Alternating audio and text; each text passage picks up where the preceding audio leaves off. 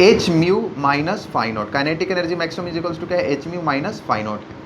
इसका मतलब अब ये हुआ, इसका ग्राफ कैसा बनेगा, ग्राफ कैसा बनेगा, ग्राफ तो इस तरह से बनेगा, y is equals to M X minus C या एम एक्स प्लस सी, पता ही है आपको, ठीक है। तो इसका मतलब क्या हो गया, कुछ y इंटरसेप्ट होगा, यहाँ पे फाई नॉट क्या है बच्चों, ये होगा y intercept,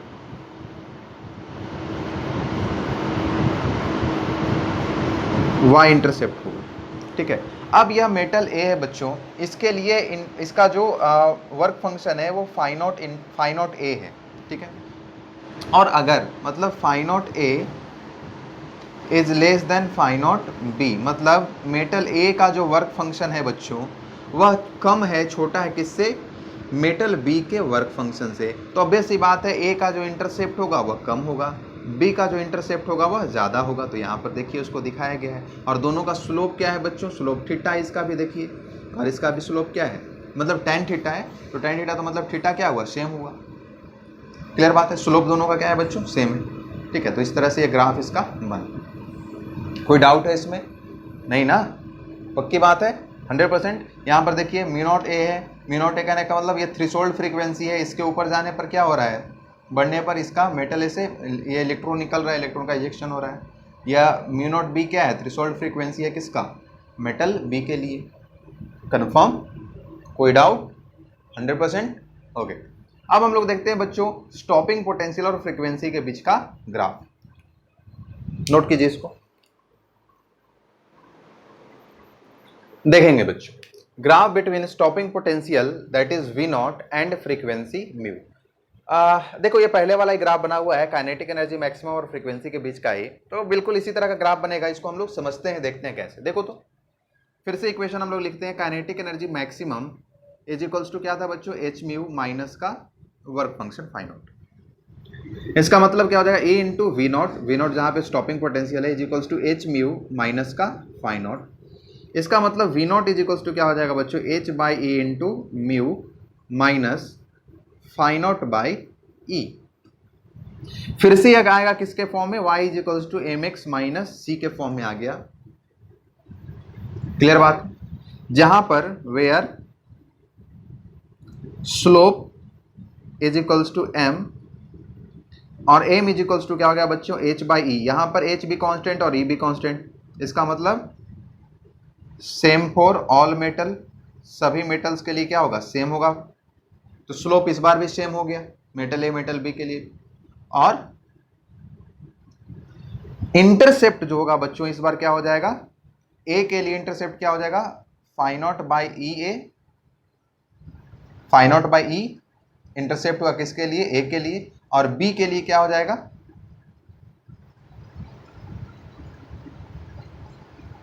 phi naught by ई किसके लिए, मेटल बी के लिए। जहां पर क्या हो जाएगा बच्चों, phi naught by E for A is less than phi naught by E for B. देखो वही चीज है। और यहाँ पे काइनेटिक एनर्जी मैक्सिमम के जगह पे क्या हो जाएगा बच्चों, स्टॉपिंग पोटेंशियल, जिसको आप वी नॉट कह रहे हो, सेम चीज हो जाएगा, कोई दिक्कत नहीं। 100% कन्फर्म, कोई डाउट नहीं ना, डाउट होगा तो पूछना है भाई कमेंट बॉक्स में, नोट कीजिए इसको।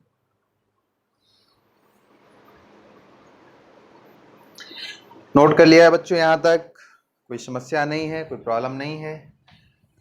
थोड़ा सांस लो, थोड़ा गाना गुनगुनाओ, थोड़ा ठंडा पानी पियो, और हम लोग चलते हैं आगे आगे आगे आगे।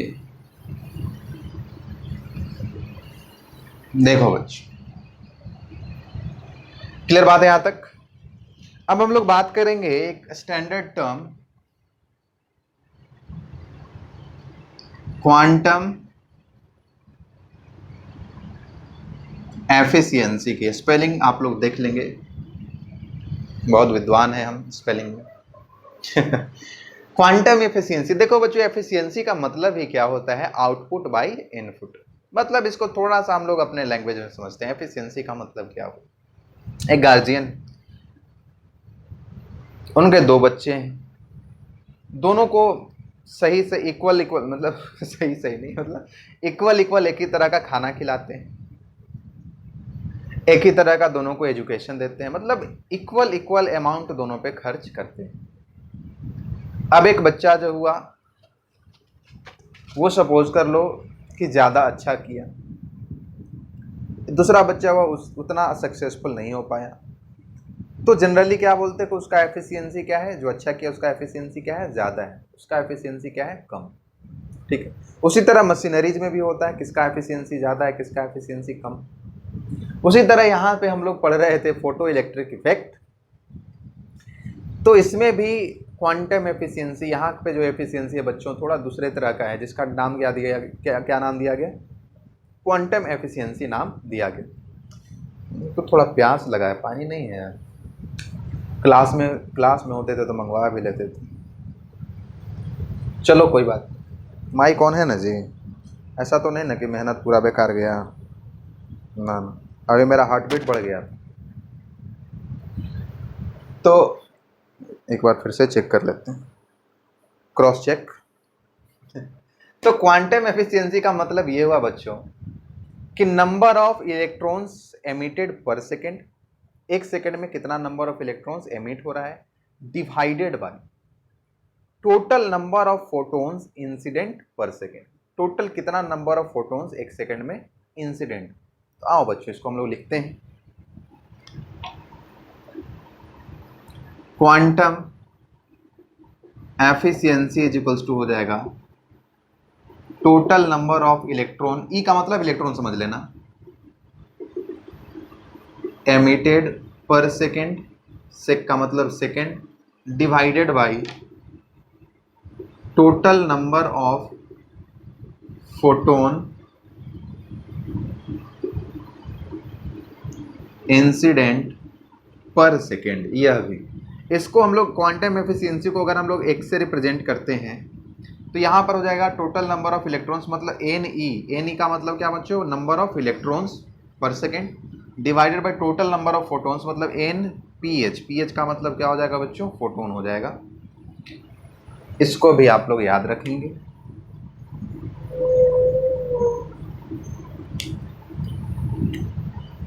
जहां पर सब कुछ समझ लो, वेयर एक्स क्या है बच्चों, क्वांटम एफिशिएंसी है, एन ई क्या है, नंबर ऑफ इलेक्ट्रॉन्स एमिटेड पर सेकंड, और एन पी एच का मतलब क्या है, total number of photon incident पर सेकंड। अब इसको लिख करके टाइम इंक हम लोग बर्बाद नहीं करते, ठीक, बचाओ। दूसरा है बच्चों फोटो करेंट।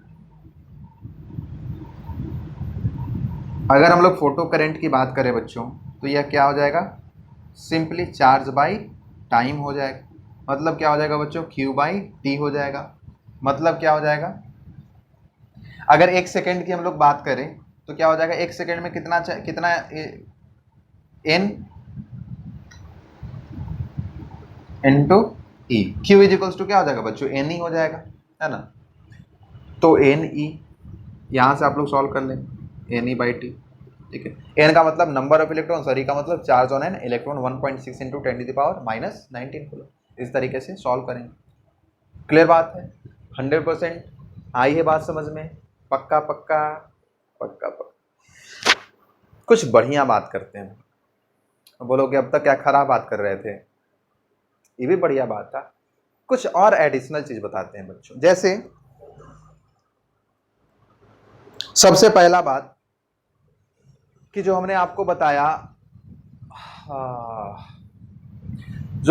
बताया, कि आइंस्टाइन का जो इक्वेशन था फोटो इलेक्ट्रिक इफेक्ट इक्वेशन, वह बच्चों बेस्ड है on the basis of conservation of energy. पहली बात नोट करो बच्चों, हम ही करवा दें तो लोग बहुत आलसी हो, बहुत काम ले रहे हो हमसे,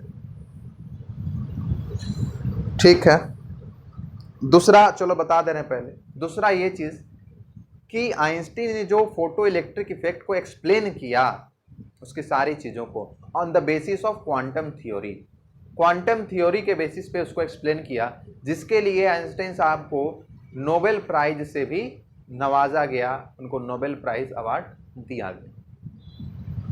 कन्फर्म 100%। चलो लिखते हैं इसको नोट कीजिए आप लोग, फिर बताते हैं आगे।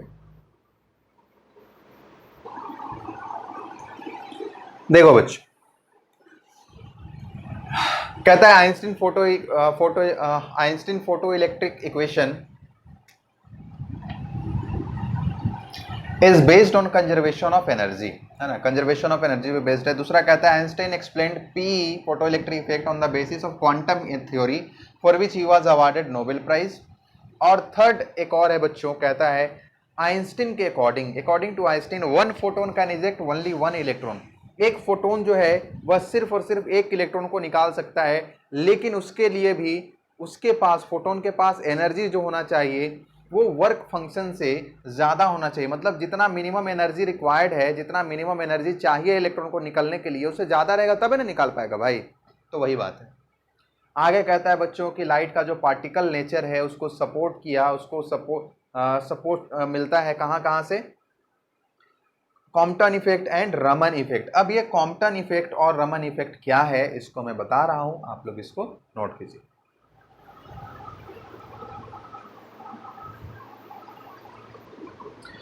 आओ बच्चों समझते हैं कॉम्पटन इफेक्ट और रमन इफेक्ट को। शॉर्ट में ब्रीफली मैं सिंपली बता रहा हूं क्या होता है।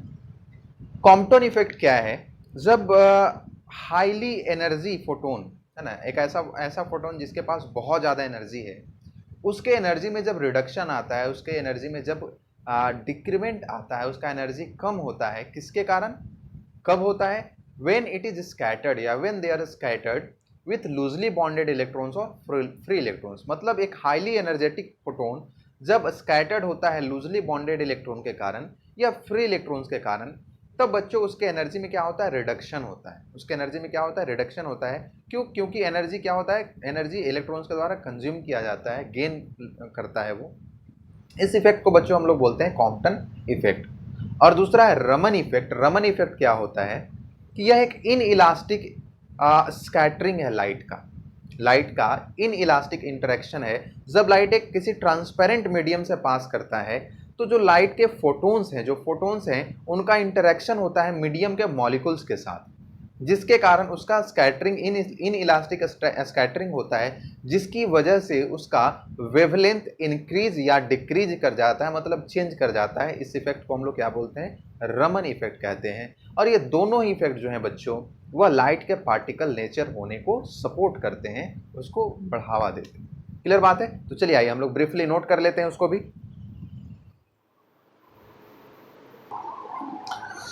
देखेंगे बच्चों, यहाँ पर मैंने कॉम्पटन इफेक्ट और रमन इफेक्ट को बताया एज इट इज, हमने बताया एज इट इज लिखा हुआ जैसा कि हमने आप लोग को बताया था। आप इसको नोट करेंगे और फिर हम लोग चलते हैं आगे। अब कुछ न्यूमेरिकल्स हम लोग करते हैं बच्चों, फोटो इलेक्ट्रिक इफेक्ट से रिलेटेड। हम लोग अब आगे कुछ क्वेश्चंस करके देखते हैं कि कितना आपने सीखा है, कितना आपने लर्न किया है, कितना आपको समझ में आया है। नोट कीजिए इसको। चलो बच्चों, वीडियो ऑलरेडी थोड़ा लॉन्ग ड्यूरेशन का हो गया है, तो एक काम करते हैं हम लोग, और जब क्वेश्चंस कराएंगे तो कॉन्सेप्ट क्लियर होने के लिए कुछ ज़्यादा मोर नंबर ऑफ क्वेश्चंस कराएंगे। तो इसके न्यूमेरिकल्स का, फोटो इलेक्ट्रिक इफेक्ट के न्यूमेरिकल्स का मैं एक नेक्स्ट वीडियो बनाऊंगा। नेक्स्ट वीडियोज़ में पूरा ही वो वीडियो न्यूमेरिकल्स होगा, और आपके कॉन्सेप्ट को, आपके जो अंडरस्टैंडिंग है उसको और ज़्यादा इन्हेंस करेगा, और ज़्यादा क्लैरिटी लाएगा बच्चों। तो अब तक जो भी बताया हमने, आप उसको, वो तब होगा जब आप अब तक हमने जो भी बताया है उसको आप बार बार रिवाइज करेंगे, बार बार नोट कर, बार बार उसको मेमोराइज करेंगे, फॉर्मूले को नोट्स बनाएंगे, और बहुत अच्छे तरीके से आप पढ़ेंगे। तो मिलते हैं बच्चों अगले वीडियो में हम लोग बहुत अच्छे न्यूमेरिकल्स के साथ। Okay, thank you.